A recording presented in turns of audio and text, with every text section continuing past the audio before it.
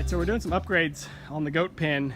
I made the video the night we got them and we had that blue tarp laying on the roof, which the blue tarp is now laying back here on the ground. And we're not doing anything really all that great to it. We're just putting a metal roof on it. We've got this sheet metal left over from the roof of the house actually. So I'm really proud of this to use up some excess. We're like, oh, we'll keep it around until we build the main house someday, but that might be years, and I'm not opposed to that. I guess it'll be fine. It's just sitting over here on the ground beside the Connex, which I know, trashy. Judge if you want to. It's just sitting on the ground over there, but most likely the roof lines on the main house will be longer or shorter or different than these, and it's all custom cut to the roof for the roof that you're putting on. So it doesn't matter. I'm going to use it, whatever. We're going to use maybe 2 sheets. But this is a fun little crash course for my wife and I in metal roofing. So let me go in here in the pen real quick. I don't like that chain latch. I actually don't know what this white 90-degree flashing is because I can't see anywhere on our house on the roof that it was used. Obviously it's white, not the charcoal color, so it doesn't match. I think it's just some sort of underpinning sort of flashing that you use. Maybe it goes underneath of this drip edge, I don't know. But anyway, I'm using it on the edge here for the rake just because we don't have any of the actual rake material. Yes, this could leak, and yes, these fasteners could leak, but I mean, come on. We're talking a goat pen that has no solid back wall, no solid front wall, so it's okay. We just wanted to put something better on the roof than the tarp. So I use this piece of this is your eave trim, and I just sunk a couple 1.25" regular old screws in just to hold it in place, because again, it's just a drip edge. And then we're going through cutting these pieces to go on top of it. I was going to show you, that's really what I want to show you, is how we're cutting it, because we're using a circular saw to cut metal. Probably not the ideal way, but this is the way that I learned growing up. We're going to put one more piece of this same 90-degree flashing. We're going to put it across the front right here, just to protect these ends. If you guys remember, this is just a big pallet that I got from McCoy's actually, like a 4x12 pallet that they would get drywall or something in on. So we'll put one more piece across here. But anyway, I was going to show you how I'm cutting this. So I've gone through and already marked out 4 feet. That's the red lines right there. Yeah. And now we'll cut it. And don't worry, I will cut the sound out because this is loud.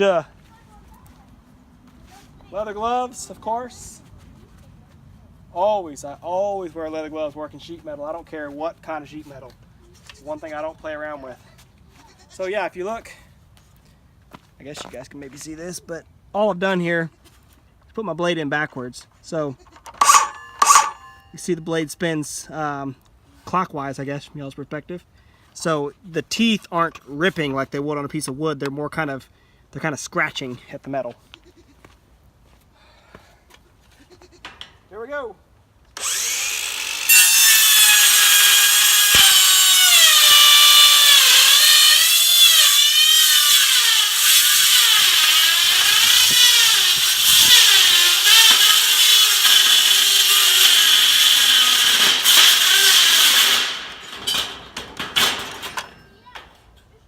And now my battery will go dead, of course.